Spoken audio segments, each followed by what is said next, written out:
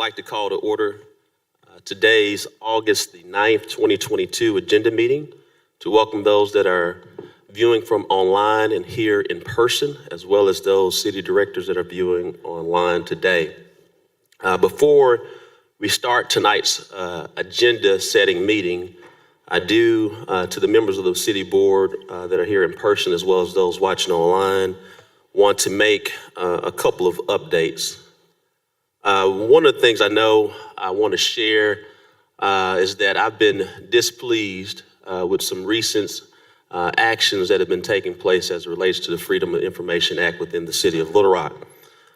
Been displeased with some of the inefficiencies in delays in getting some information out. One of the things when I came into office is I pledged to be accountable, clear, and transparent.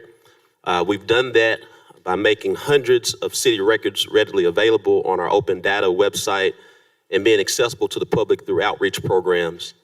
Even so, there are always room for more improvement, particularly with our FOIA process to expedite responses and improves communications with our requesters. These changes will be implemented immediately to the members of the board, which will result in a better dialogue with Arkansas citizens who request public records and allow us to better manage the influx of record requests we receive on a daily basis. We'll work to eliminate log jams in the FOIA process and make sure requesters and the public know the status of pending records requests. We know this is currently taking place within our Human Resources Department, and there has been some log jams and some inefficiencies there. One thing I want to make sure that you understand that we'll be making some new updates on our website. Those updates will go live this week at a littlerock.gov homepage showing what FOIA requests have been received to date in 2022 and whether any are all still outstanding. The homepage will also be updated with a web form and link to directly submit a request or contact the city's FOIA coordinator. Ultimately, the city will also include frequently request records online for public access. We really want to bring us to the 21st century as relates to this online technology as well. Earlier this year, I want to make sure you all are aware and taking some different recommendations that we've been working on for quite some time. I approved, I believe back in March, the purchase of a new software to process FOIA requests more efficiently and effectively, but HR has faced delays in that implementation. This software is known as Next Request. The software includes tools to help reduce staff time needed to gather and prepare documents, resulting in faster responses to requesters. FOIA requesters will be able to access documents with a secure login, which is especially helpful when dealing with large attachments that exceed an email account size limits. One of the things that's going to be a bit of news that I want to share with you, in addition to realigning our FOIA division, it will be a standalone division outside of Human Resources. It will be led by our Chief Deputy Attorney, Alex Betton. He'll be leading that process through our Deputy Chief City Attorney. Through this process, I think this will help make things more streamlined and effective throughout this process. Meanwhile, one of the things I want to make sure you're aware that there will be some additional FOIA refresher training for all department heads in the coming days. In addition, I have directed staff to eliminate some internal procedural steps that had unintentionally slowed the process of responding to requesters. The FOIA coordinator has also now been empowered to discuss with requesters whether the city may need additional time to respond to complex and broad requests. I want to share that you know we take this very seriously. That's always been our intention to reply to them completely and promptly. We do that. Sometimes the delay has been due to these inefficiencies that we are correcting. Doing so is a priority. I want to make sure you know that this is a priority and this will improve this process, and we'll look for additional ways to do this. Again, I think what's going to be really intriguing is the online access where people will be able to see any and every FOI request. Majority of those requests will be online and show those things from that nature, making them even more accessible for the public. So we're excited about this open system. There are some additional there are some additional software that we'll be implementing as well. And so we think this will help us take it to the next level. So I just want to give that update. Director Adcock? Yes, Mayor. Sorry for being a few minutes late. Do you have that written so that the three of us that came in late could have a copy of it, please? I'll get you a document emailed out. Okay, thank you. Thank you. So again, effective today, Chief Deputy Attorney Alex Bedden will be the new division head for our FOIA process, and we'll be realigning the FOIA division outside of Human Resources. Director Wyrick. Thank you, Mayor. I was just curious. I'm excited about the transparency for the city, but when individuals are able to go out and look at the FOI requests, will they also be seeing the emails or the information that has been forwarded or pulled? We're working through that process, but our intent is to get as much information out in the public as possible. Clearly, once an FOIA is responded to from the requester, many times either they keep it or they publicize it. We'll see, again, as many of you all may not realize the number of requests that we receive. I'll give you a great example. I'm going to share a number, and it's going to actually be more. So this year alone, I believe we've already received 400 requests, and PD's received 1,200 requests. And both of those numbers represent thousands and thousands of pages that have to be redacted. And it's a combination of our department divisions that are processing that work to get to the FOIA. So it takes a lot of staff time to do that. And so that's the reason why we need this software system to help slow it down. So I can't readily share that will happen, because generally the requester keeps their records if he or she wants to publicize that they do. But if we can get that done from the software standpoint, we will. Well, the reason I ask is because many times the directors will get email requests from citizens about different things, and we've had them come through and say, okay, send us every email you've done that has the city involved in it. And so, we're compelled to do that, which I'm fine to do it. But there could be citizens' names, addresses, telephone numbers, those kinds of things. And I don't know if that's going to be what they look at when they see the FOI request or not. So that's the reason why I was asking that question. You understand the concern I have for our citizens out there? I totally do, but I also want to make sure everyone's aware we also have to account for server space as well. All this costs additional money. We want to make sure that we're doing this with additional money. That's the reason why we approved it back in March. This is something we've been working on for quite some time, because we saw some inefficiencies, but we want to make sure that anytime we see these inefficiencies that we correct it. It's being correct. That's our effort to be accountable, clear, and transparent. And I think this is going to be a big day that we're going to put all of this information online, that anyone can see this process. So excited for Chief Deputy Attorney Alex Bedden taking on this leadership role in this time. And also want to share kudos to our city attorney as well. He and I have been visiting about this for quite some time over the past year, and we've been working towards. That's the reason why we purchased this software back in March. The reason why we haven't shared it with the board, because we're still going through procurement processes and it hasn't been implemented yet. But the city attorney, I want to give him a nod on that end as well. But again, I think it's going to be a good day. When you look at that, when you start putting the process together, will you take that into account? Because, communications with the individuals is important to the board, and it's important to the people. And if they happen to have some sensitive information that they're sharing or something like that, and oh, you're referring to the actual email. So I'm referring to, okay, so you say you're going to say what the FOI request is. Are you also going to have online the results of the pull from the FOI? And if you do, is it going to have citizen names, addresses, phone numbers, what their emails were about, and I'm a little bit concerned about I think I got you where you how asked. much of that information is going out, because I don't want our citizens to be afraid to talk to us about things, but I don't want to get them in trouble as well with neighbors or, whatever the complaint could be. And I know everybody's got some I questions. think I can answer that for you. We already redact all personal information so that personal information won't be included when we redact. Okay, that's what I was concerned about. Thank you. So you may still see the message, but not the messenger.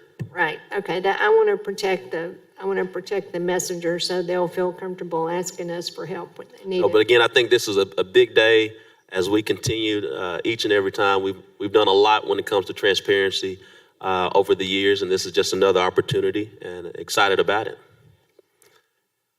I believe, let me make sure.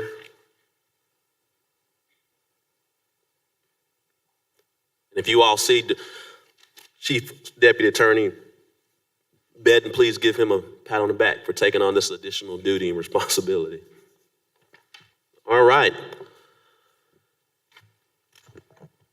I also hope everyone has voted for the Renew the Little Rock Millage passage today. Hopefully we get enough time. If you haven't, did you get enough time to go to the polls? Every vote count. Have you voted, Director? You just voted? All right, all right, all right. All right, we're looking at the consent agenda. Anything on the consent agenda, everyone? Director Wyrick, is your hand still up? Well, I took it down and put it back up. It's back up. It's back up, yeah. Item number 7 on the consent agenda, could we have a presentation on what's involved with that? We're transferring some property on Eva Lane to a group. I'd just like to understand what's happening with that. Can we have Jamie? I believe that's Jamie. It's Director Howard. Oh, which one are we looking at? I'm sorry, I'm looking at the Number wrong one. 7. 7, I'm sorry. Director Howard. Yes, good afternoon, everyone. This property is located at 9712 Eva Lane. This property used to be a mobile home park. We purchased that property from the State Commissioner of Lands last year, and this property will be zoned single-family residential, and single-family residences will be built there by the applicant. The applicant is Big LLC, and it's to be used as neighborhood revitalization, part of what the Land Bank Commission is about, and they'll provide single-family residences. I guess what I'm questioning is, I'm familiar with Eva Lane and I'm familiar with what was there before, but it's saying the property includes a 42,611 square foot rehab structure. That is a typo. That is not correct. That's what? That is a typo. That's not correct. Okay. The actual square footage of the actual land is 42,611 square feet. That's the square footage of the land. Correct. Okay, not the square footage of a structure. That's correct. Okay, all There's right. no structure there, and Director Adcock could attest to that. I didn't think there was, but I'm thinking, are they building one or, okay, I'm good. I appreciate it. Thank you. Right. Any other questions for 1 through 11? Any questions for 12 through 14? I have Director Adcock, I'm sorry, I didn't see your hand up. number 9. And Number then 9? Number 12, a presentation. You want a presentation for number 9 and 12? Yes. All right, Major Tyrell. And I don't do this enough. I say it to him personally, but members of the board, Major Tyrell has done a phenomenal job with our LRPD recruitment. And if you've never attended, I know some board members have the opportunity to attend our LRPD recruitment, but you really see the vigor and respect that he instills into our recruitees. And Major Tyrell, just want you to know how much we appreciate your longstanding leadership with the men and women of the Little Rock Police Department. Thank you, Mayor. Mayor, City Directors, I'm Major Ty Terrell. I'm the commander of the training division at the Little Rock Police Department. In this particular Would you please speak into the microphone? Thank you. resolution is just to set public discussion for how we would like to spend the 2023 JAG grant. And there's a spreadsheet that's attached to it that specifies the items that we would like to consider to purchase for 2023. Obviously, this board's not approving the purchases just yet. They'll have to follow through with the normal purchasing process with the city. But if you'd like, I can run through the list and kind of explain each one. Please. Okay, the first item is advanced or executive level training. This is training that we can't conduct at the police department. The first example that's listed is PERS SMIP, which is a Senior Management Institute for Policing. It's executive level training to teach the command staff how to better manage and control the department. And the same thing with the Southern Police Institute. That's the Administrative Officers course. These are all remote trainings. SMIP is in Boston. The Southern Police Institute is in Louisville, Kentucky. It's a 12-week course, so there's a significant expense at sending someone there. But it's really required to make sure our command staff is properly trained. The second item listed is an MVAC. That's an advanced way of pulling DNA evidence from porous surfaces. It gives us the ability to pull DNA samples from drywall, 2x4s, rocks, things that we can't normally get a good DNA sample from. The MVAC allows you to pull DNA samples from that. And then those DNA samples are, of course, submitted to the State Crime Lab for evaluation. Moving on to page 2, the first item there is handheld radar guns. We haven't replaced our radars in a number of years, and it's time to just upgrade them. The Burla equipment, that's a device that is used after we obtain a search warrant to pull information from a vehicle's computer. You know, a modern vehicle stores a lot of information about where that vehicle has been, how it's been driven, and a number of different things. And that's very helpful in investigations sometimes. We have some of that ability right now that we use with hit and run, but the Burla is much more advanced. Ballistic vests. Not long ago, the board approved upgrading our ballistic vests. We now offer a much improved ballistic vest to our officer. It costs more money, and we're liking to offset some of that purchase with grant funding. A Faro machine. That's a laser 3D imaging device, and it's used to record crime scenes. It very quickly can create a 3D image of the inside of this room and everything that's in this room.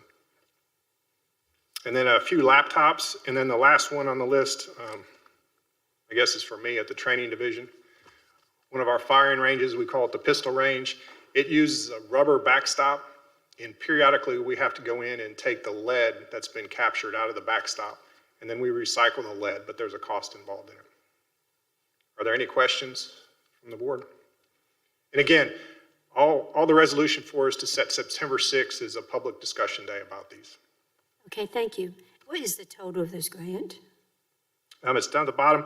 The city of Little Rock gets just north of $261,000, but we also administer the grant for Pulaski County because we get the largest portion of it. So the total grant funding is just north of $300,000, but the county gets $38,000 of it, and the rest is left to Little Rock. Thank you.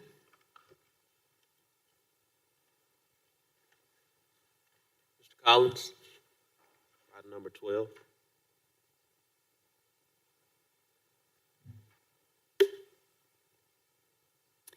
Mr. Collins, this is one that we have received lots of phone calls and lots of emails on. So at the Planning Commission, I noticed here it was a 10-0. And we've gotten so many calls and everything. Did the people not show up at the Planning Commission?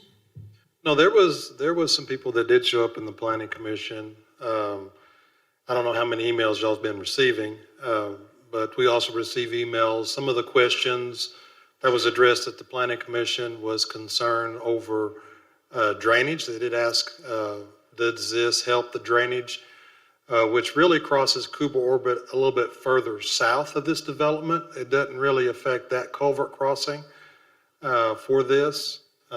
And also a lot of the main questions involved the intersection improvements or relocation of Cooper Orbit back to Canis, just a little bit west of the apartment complex. Existing apartment complex is there in abandonment, and was that still on the table as part of that development? And the answer at the Planning Commission is yes. This development plan development, as you mentioned, y'all have approved before, it was broke up into two sections. One was a planned residential development, and the other portion was just a standard R2 subdivision at south, but the acreage was the same, about 42 acres. So they're still proposing a residential development, a little bit denser than what the previous was. So there was some question on where the traffic was going. In the previous development, they had traffic going to Woodlands Trail, if the board remembers. And so there was a lot of opposition to just the amount of traffic accessing Woodlands Trail and going out to Canis. And in that scenario, we had worked out improvements, potential improvements at least getting some base infrastructure in for a future signal once warranted at Woodlands Trail and Canis. This proposal, and if we could bring up, I think the site sketch, everybody can see that, Allie, is proposing to go out to Cooper Orbit. There is a secondary emergency access only that's going to come out and go to where Cooper Orbit ties in now approximately. But it's for emergency access only. That would give them a secondary access. So all the primary traffic is proposed to go out to Cooper Orbit or and the future alignment. And they are proposing, and that was a condition of approval at the Planning Commission, that extension be made and tied into an abandonment. They would have to abandon, which is on the north side of that subdivision or the top part. You'll see a little area up there above the lots. That's existing alignment of Cooper Orbit. That has to be abandoned. So in order for this development to occur and also the previous development to occur, the existing Cooper Orbit between the alignment and Canis has to be abandoned and removed, and they're proposing to do that in this development. So those were the major questions, was just how the drainage is going to be handled and a concern of how that would impact the crossing just a little bit further south, which this one would not tie into that crossing, and how the traffic would be handled on Cooper Orbit and what improvements was going to be required. How many units is this in the patio homes and in the residential townhomes? They are proposing that it's a 215 lot. The patio homes is and I don't have that exact number, I can get that for you. If you look at that, the kind of the inside, the circle that goes around the outer road, inside that is the patio homes. Outside of that is just the regular single-family detached homes. And it resembles a little bit of a development that's a little bit to the east. We don't have a map of that development, to have just a little bit detached internal, and then the detached is on the outside perimeter of the development. And then on the attached patio homes, there is going to be private alleyways. If you look in there, that's the roadways running between them. There are private alleyways to access the rear of the homes. So that's what the proposal is. The density is the previous that you've seen that was approved was going to be 146 lots. And this one's a little bit more dense. It's a 215 lot total development that would include the patio homes and the single family detached. Okay, the townhouses are those 2 stories. They are allowed to go up to the 35 feet. I haven't seen a plan of what they're proposing. It's just the layout, but I can get that for you and get that out to y'all before Friday. Okay, so the patio homes are on the side of the townhouses and not behind or in front of? Well, what they're calling the patio homes is everything internal to that loop that's going around the development. If you look on the outside of the subdivision, both to the north or the top, the bottom, left and right, those larger tracts, those are the single family detached. The patio homes are the attached residential townhomes that are on the inside of that loop road. Okay, thank you. Director Phillips? Excuse me. Thank you, Mayor. Director Collins, just two questions for clarity. The staff approved this project, correct? That's correct. And it was unanimous at the Planning Commission, correct? Correct. Thank you. That's all I have, Mayor. Director Wright?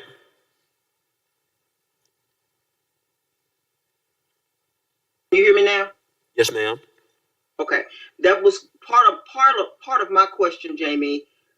We did get initially opposition to this development, and it all had to do with that traffic signal and the realignment of Cooper Orbit Road.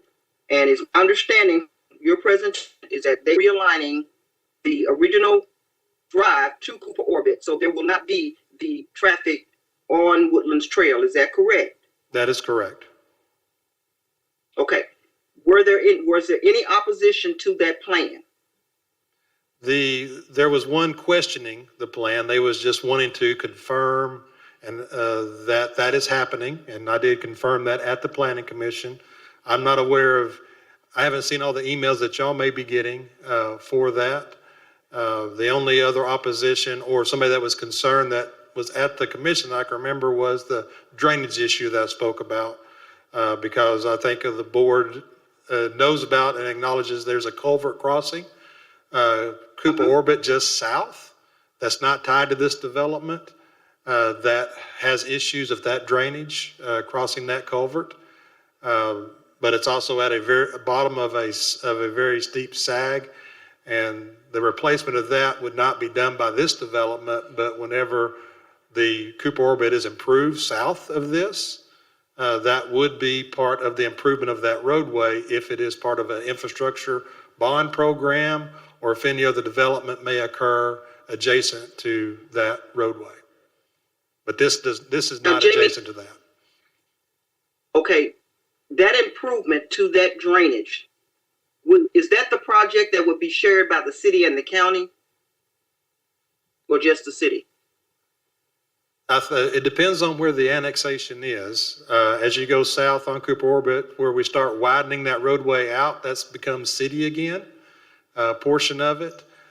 So I'd have to go back and look at it and see where that culvert crossing is. I believe it does stop prior to that culvert crossing, our city limits, because it's about where that widening is on Cooper Orbit. I don't know the county's infrastructure program. I know that we've had requests that come in to look at that culvert, but I do not believe that it is scheduled for any bond program or has been scheduled at this time. Okay, I know that it did get a request when that was a part of Ward 6, and we had discussed that as it related to this project. I understand that it's not a part of this project, but I know this is something that the residents out in that area definitely want us to address whenever we get some drainage dollars. So hopefully when we go back out to the residents, this is something that we can look at, because that is a major problem for them. Yeah, the only drainage that this will address on one of the requests that I know got put in, and Director Honeywell can correct me if I'm misspoken on this, is there was a drainage issue right there just south of the apartments on Cooper Orbit, right before you get to the intersection of Cooper Orbit and Canis, that at times when it rained would flood that roadway, and it would be hard to cross that small section, which is north and part of the abandonment of this project. So the realignment of Cooper Orbit will take that culvert crossing, which is a small culvert crossing, will be removed. So that drainage issue that has been investigated in the past will be fixed with this one, but not the larger culvert that they was questioning at the Planning Commission. Okay, I know that one was a major issue, so that will be addressed. Okay, good. All right, thank you, Jamie. Director Wire, is your hand still up? Yeah, yes, yeah. So I've worked with the Cooper Orbit folks and talked a little bit to the adjacent neighbors that are there. And this was already a PRD with 146 units in it. And as Doris said, there were a lot of issues about it to start out with. But when I worked with these people, they were happy that the closure to Woodlands Edge had been done, and they were happy about the fact that we're going to straighten out Cooper Orbit. And this subdivision does that. As a side note, the culvert that Director Wright was talking about, I actually sent pictures of the water that flows down into that area, and it gets pretty deep, and it's scary for the residents to go through there. So we do need to address that when we have the money and the study to understand what needs to happen there. The question that I have on this is the realignment of Cooper Orbit. I'm assuming we're keeping Cooper Orbit as the name. There was some confusion about what it would be called because you've got several names through there, but I think Cooper Orbit's going to be the name. And the fact that that road work is going to be done, and it was a combination of the Pulaski County, City of Little Rock, and the developer that was going to do that realignment and build the road. And it was my understanding in talking to you, Jamie, and I just want to make sure we're still moving in that direction, was that before they can do anything to the subdivision, this Cooper Orbit has to be done. As far as selling of lots and building of homes, yes. But they'll be able to do the grading, the infrastructure work, get everything ready for that. But in order to start letting people come in to build the homes, the abandonment of that, what would be the old Cooper Orbit right-of-way has to occur to make this development happen. But it's the upper part of that development Yes. that's got to be done. Okay, I'm trying to stay on point here. What I understood was that Cooper Orbit was going to be improved before they were starting to build houses. That's correct. Okay, but now you're saying that there will be some grading and clearing that will be done, maybe in connection with the road improvement, or? Yes, that is the developer's plans. I've seen conceptual layouts of what they're looking at, and when they get the plans ready for the roadways, we'll submit them to Public Works and the Fire Department for review for that, and be tied along with the subdivision plan. So their plan is to do, when they go out there and they start making the roadways for the subdivision, they're going to be doing the realignment as well. Now, there'll be some timing issues because they got to keep existing Cooper Orbit operational, before they open up the new portion of it. And it will be Cooper Orbit. That's a discussion that I had with the mayor and also the city manager regarding the naming of it, and also Director Wright, prior to you becoming the ward director in that area. And this is Ward 6. Director Wright gave it to me, so. And so just to make sure that name is the same, we didn't want to change the name. So Cooper Orbit is going to be the name of that. It's the extension. And this is my last and final question. I've been out there various times of the day and trying to make a left-hand turn on Cooper Orbit, turn left on Canis. It's an impossible thing to do.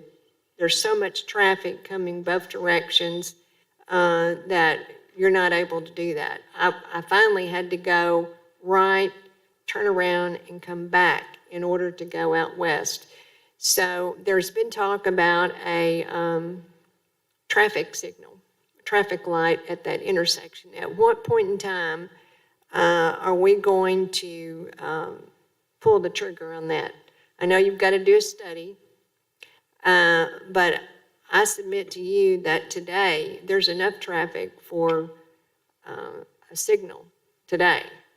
If you're trying to get to work and make a left-hand turn, there is so much traffic, it's just impossible to do. So at what point in time does the trigger get pulled on the traffic light study and the completion of that? Well, whenever the plans get submitted, they will look at a traffic impact analysis for that. But as we've the staff has said before, and including Public Works, it's when it's warranted. We have to look at the warrants in the study that's on there. I can tell you some other developments that that has happened in the past, approvals. Right now, there is a commercial development that this board approved that's going just north of the extension. So where Cooper Orbit ties in, that will be also a tie to their driveway going into that development. So it won't just be for the regular right-of-way or regular public roadway travel, it will be a T intersection, but there will be another leg for that commercial development right there at that intersection. So you're saying that will advance the study and That would, getting- if all that comes in, as development happens, that adds to the traffic and would add to what a warrant may be for that.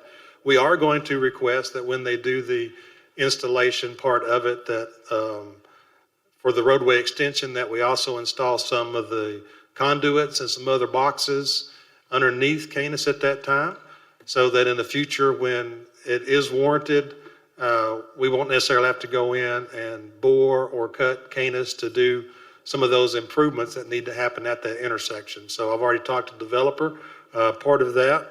That was the same type of agreement that we had previously when it was coming out of Woodlands Edge, and that was a potential signal that at least we would get some of the infrastructure underground in place so that we don't have to come back and redo that. And we didn't, come to a final conclusion of what that infrastructure is. But I can see conduit in place that's needed, potentially some of the pool boxes and everything so that we don't have to open up Canis in the future. Okay, well, I did not receive any emails between the Planning Commission and coming to the board. So if some people have received emails in regard, if they've sent emails in regard to this, then there may still be some unanswered questions out there. So I would like to make this a separate item so we can have individuals come and speak to us about it. But from the interaction I've had with Woodlands Edge and with Cooper Orbit, I forget the name of this subdivision now. Spring Valley Manor. Yeah, Spring Valley Manor. They're going to hate me for that. Spring Valley Manor.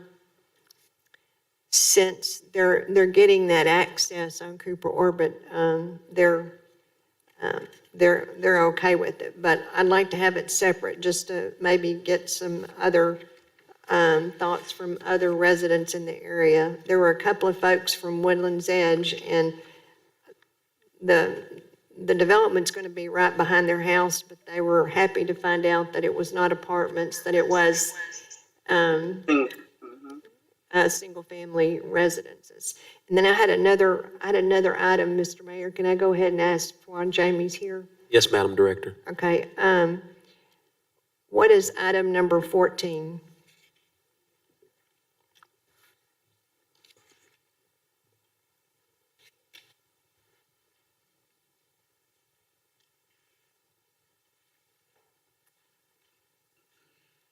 I think I know what it is, but I want to make sure.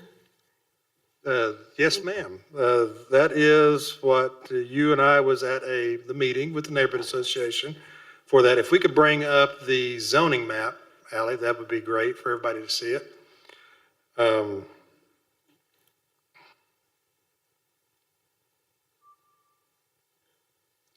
That right there is the Speedway. The I-30 Speedway, and what this proposal is this applicant is looking to rezone the property, and the Speedway actually was a legally non-conforming use when that come in, so it's R2 zoned for that. And then a portion of it was C3. And what they're looking to come in is to rezone this to C4. They're looking to be a auto parts. I don't know if you know about Co-Parts, but it's a company that gets some wrecked vehicles. They auction it off. Individuals can actually go buy those, so it's going to be auctioned type of place. The They will not be operating the speedway because there was a question at the neighborhood meeting is because the site plan, and we can now bring up the site plan if there's a site sketch with it, there looks to show to leave some of the stands and everything. So there was a concern with the neighborhood that gives them an opportunity to run the speedway. And the applicant confirmed that they are not running the speedway. It's just there because they don't have the funds to tear it down initially. As they grow, they will be removing all that and just turning it into gravel. They're looking to put gravel on there, which is acceptable for the type of use that they're looking to do for this. They're also going to leave a portion of it. It's in the flood way, so that it will be zoned. It's in the FP or the floodplain district for that. So that's a very large portion of the property that's in the floodway, and that's to the south. The floodplain, everything's on the south side or the bottom side. If you're looking at that, you'll kind of see the green stream or creek running through, or the blue, I'm sorry, green or stream running through the bottom portion of it.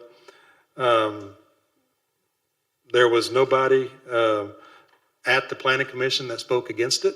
And I think that's when, if you remember the conversation, initially they were against it, and then I started explaining to them what they're doing, and they're not going to have the raceway there. So just the raceway being gone was a plus to them for that. And they felt like that C4 use or the open display use, and you've heard me say it multiple times, we're looking for that type of use.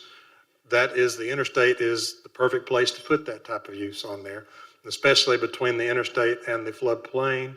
As long as we could take care of any environmental concerns of any vehicle that comes in, that's why that gravel is a good use that would help filter and dissipate that out. We'll have to look at that whenever they do the plans for it, for just the environmental concerns of how the stormwater runoff and how it's going to be treated because of that use before it gets to the stream just south of them. Well, I know you can see the streets that are involved. I guess that's southwest of there or southeast. I'm not sure about my directions, but the Natchez Lane and the Pam Drive and all those, they get the benefit of all the noise for the I-30 Speedway when it's running. And one of the first phone calls I got as a city board member, someone new had moved in, and we need to get rid of this. So I think there's going to be some people that are sad because they can't race there, and maybe they enjoy that, but it is going to be a plus for the residents in the area. So I just wanted to make sure everything was as we discussed it and nothing had changed since our last conversation. Everything is the same. I confirmed all the items that the neighbors had requested. Okay.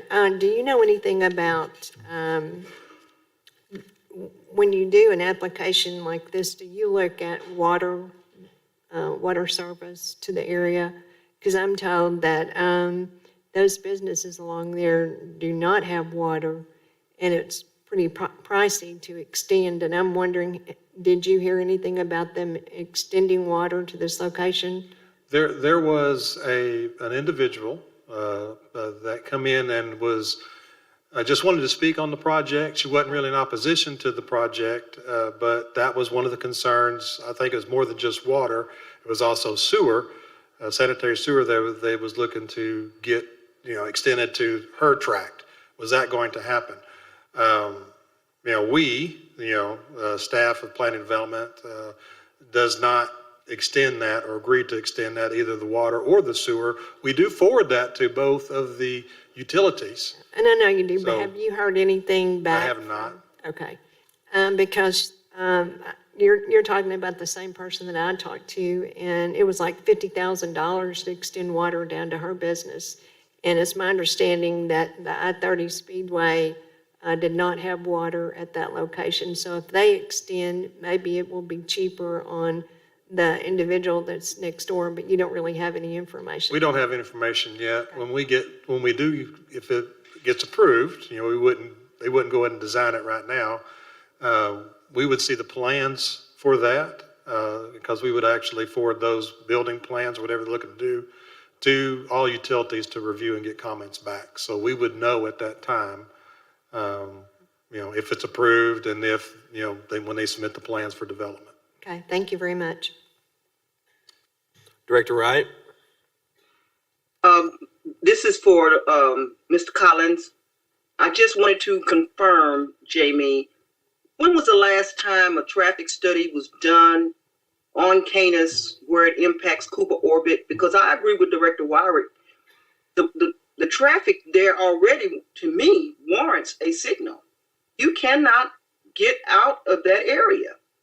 So it just seems like it's been several years ago that a traffic study or determination was made about the number of vehicles there. Can you clarify? I can. I'll have to go back and look at the information. I believe there was a preliminary one done whenever this development, along with, you remember, there was also some office or commercial tracks that was on Woodlands Trail coming out that come before the board also at that time. And that's part of that. We was talking about what we're going to require them to put in unless not a full signal until it's warranted. So I think there was preliminary work done with that, but I do not believe a full warrant analysis was done at that time. I will have to get back with traffic, public works, traffic engineering to see what was pulled by us or submitted. And then I will get that to everyone. And I did say that we're going to have them do one for this one when the development comes in to see what is needed for the improvements at that intersection. We've already started talking with them about possible additional lanes that may be needed for turning movements, on how that's going to happen at that intersection and what infrastructure, and that's what I was talking about, what infrastructure are we going to require to be put in for this extension prior to any signal being warranted for that install. So I'll have to get that information back to you on the exact timing of when the last one was done. I think it's warranted. Well, myself. I believe it's warranted right now. And if this millage passes, that's a project that I would like to see done in that area. Those people have suffered with that for years. Every time we bring it forward, requesting a signal, we have to go back and tell them, well, staff is saying that the traffic count doesn't warrant it. But I've been to many meetings out there when you're trying to get to Capitol Hill and all that, and you literally cannot turn. And I just don't understand why it has never been warranted, but I got a feeling that it is. So I'd like to be ready whenever we have some funds available that we can either put it in ourselves or work with the developer to get it in, because they need a signal there. I will get with staff and we'll address your concern. Thank you. Director Adcock? Jamie, could we have a presentation on 13, please? Is there anyone there to speak against it?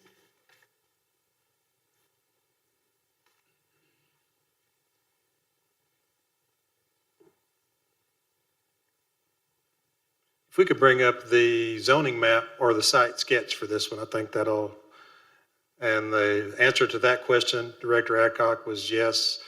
There was some people in opposition that come out and spoke against the development. It was the developers of the subdivision to the north. This is close to that intersection that we just got through talking about. To the north is a single-family detached development, like a single road. If we could bring up the zoning map, maybe that will kind of show some of the development that's happening in the area. Right there, you can see Canis Ridge Drive. That is that single-family development that's just to the north that's coming through. And as you can see, just as you look down at the bottom, as you're going to more to the right, you'll see where Panther Branch is labeled. That's where that extension is going to come out. So there's a tract of land that's just to the north of that that's going to go commercial. The hatched area that you see as red is where they're looking to propose to come in at that location. This is to be self-storage. It is to be a self-service, essentially, type of storage facility. Is it all inside or is some of it outside storage?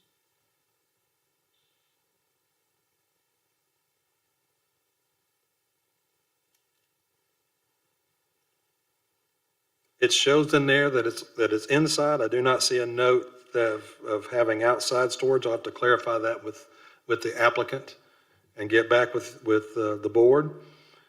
I don't see it in the write-up for that location. Mayor, I would like to request that this be held separate. This is extraterritorial, and sometimes when we put extraterritorial on the group for consent, people feel like we're hiding something or we're pushing something through without listening to them.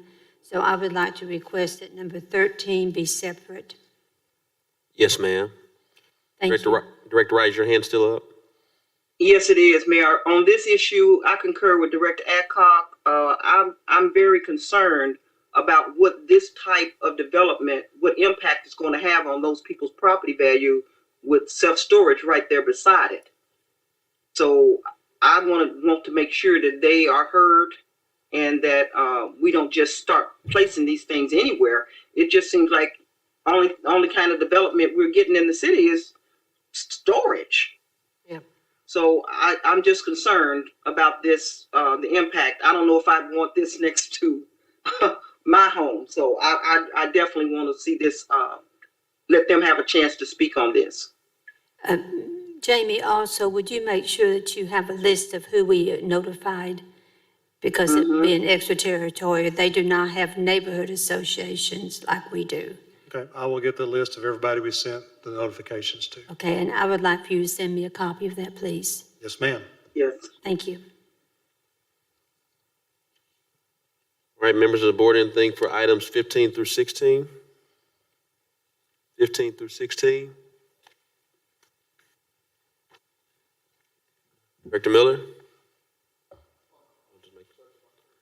Director Adcock, is your hand still up? No, I'm sorry. There. Seeing no more Mayor. items? Yes, Mayor. ma'am. Yes, ma'am. On item 15, I noticed it was deferred, but I had spoken with the neighbors in Leander and they were okay with this development. I just want, with this closure, rather. And I just wanted to let my colleagues know that I did speak with the president of the association. It's a close-knit community in there and they're all very active together and they were in support of this application. All right. Thank you. Director Phillips? Thank you, Mayor. I was going to ask Director Howard to come give us an update about the Big Country Chateau. I know we did a citywide investigation, so I just wanted to give us an update on what we found and what's next. Yes, sir. Currently, we are allowing the management and the owners to respond to the actual reports that we provided to them. We gave them notice on last Thursday of the items that were life safety items and non-life safety items to correct. The actual life safety items, they'll have 7 days to correct those items. And then the non-life safety items, they'll have 30 days to correct those items. After that 7 days elapse, we get in contact with them to set up another inspection and go and check to see what has been completed. If those items are not completed, if we feel like it's necessary, then we'll issue the citation to the actual owner and the management company, and they'll end up going to court to deal with the judge on those life safety items. And I guess that 7 days expires this Thursday? Yes, and we'll contact him tomorrow to set up a time to go back out and do the inspection. Okay. Thank you, Director Howard. That's all I have, Mayor. Any other Thank you. questions? Director Howard, thank you. Mayor,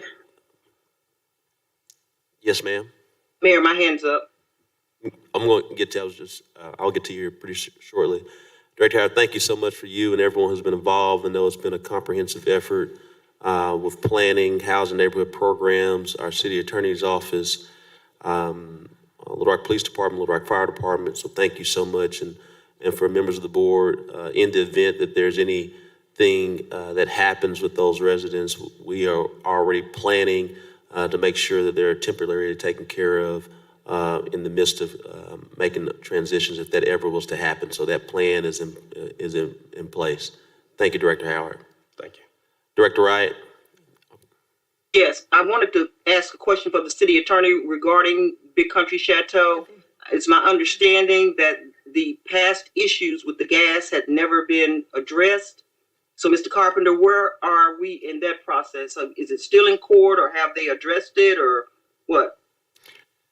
Director Wright, the problems were addressed in the sense that the city issued citations because they were not in compliance with code. That was done a couple of years ago. They keep getting passed over in the environmental court so that they can get time to fix them, and they've never fixed them. So that's one of the issues that's out there right now. The attorney for the apartments, notwithstanding the fact that there's a hearing set for the latter part of this month, moved recently to recuse or to be dismissed from the lawsuit before the apartments had another attorney. We objected to it, but the district judge thought it was okay to let the lawyer out. So we've got a hearing set, something like the 23rd, I think it is. And if they show up without a lawyer, we don't know if the judge will make them go forward or not, if he'll just extend it again or not. In the meantime, we've got, I think it's 126 pages that I got from the housing department last Friday for the item by item inspections, and several pages, but I didn't count them, from the fire department. We're looking at that because one of the issues we're interested in is just filing a nuisance action in circuit court instead of having to go back and forth and back and forth and back and forth in our district court. And in the meantime, I can tell you that we have had inquiries from a state agency. I don't know that I should say which one because they didn't tell me I could, but a state agency is looking into litigation also.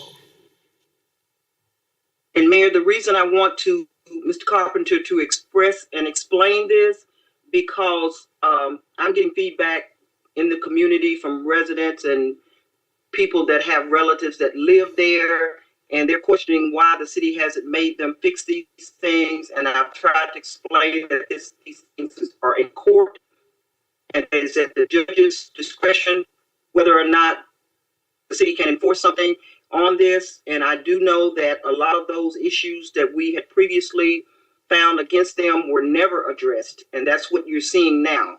And this goes back to pre-COVID. So we have been wrestling with this situation for a long time, but our hands are tied as a board, and we have to be very careful and move carefully in getting these situations addressed. The problems go back to 2019. I think December was when the first citations were issued. But the whole point about just dismissing the district court action and going in with a circuit court action is to avoid the type of delays we've had to put up with. Okay. I just wanted to make sure that the public was aware that this is the process that has been going on. And all of this has kind of just like become a major issue again, and the first issue was never really corrected. So thank you very much. No, thank you. And again, members of the board, I want to make sure I say it correctly. We've been preparing for displacement if it happens. We don't have anything ready to put into action, but we are prepared for it. We do know it's a lot of stuff will be extended due to legal reasons, but just want to make sure everyone's aware that we are thinking about it, working on it in the event that we have to make that decision. But there's no exact plan to date, but we are making those preparations. Director Peck, Director Adcock, then Director Peck. Also, the electric and the water that are going to be turned off this coming week, what have we done about that? The date that we've got is September 1st for the cutoff.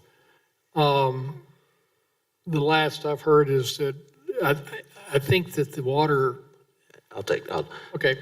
So essentially, September 1st is the cutoff date. Many of the utilities are concerned about weather and heat.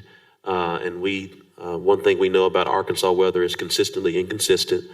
And so it will be determined by then.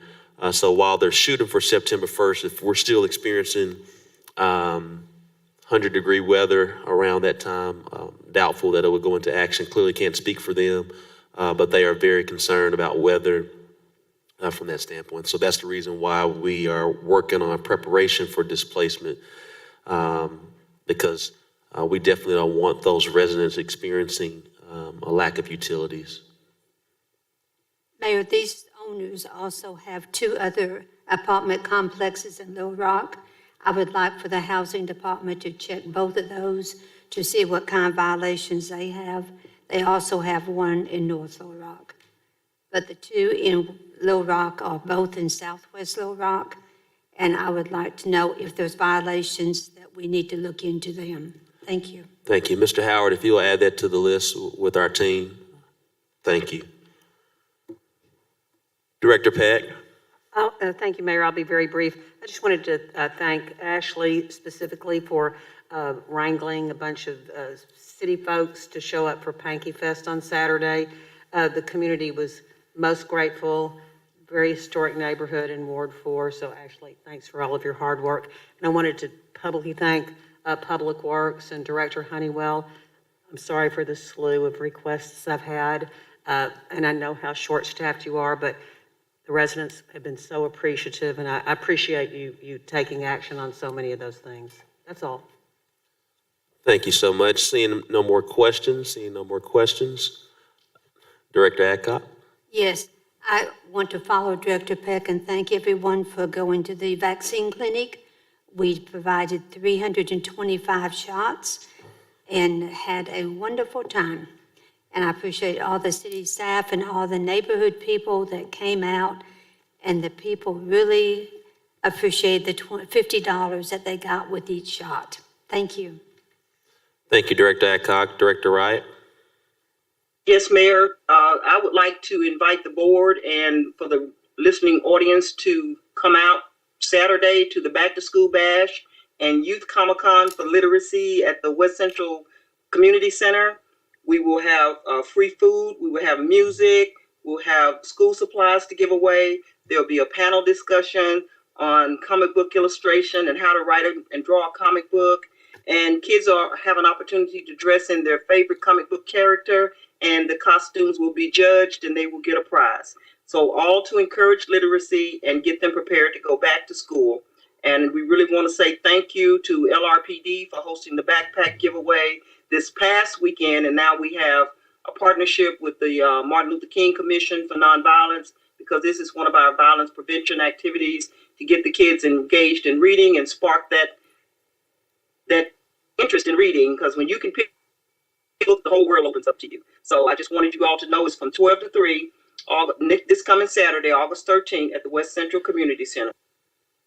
Free admission, free food, free school supplies, and we will have vendors and panel discussion and music. Thank you. Yes, ma'am.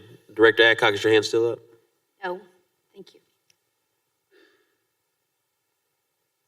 Meeting adjourned.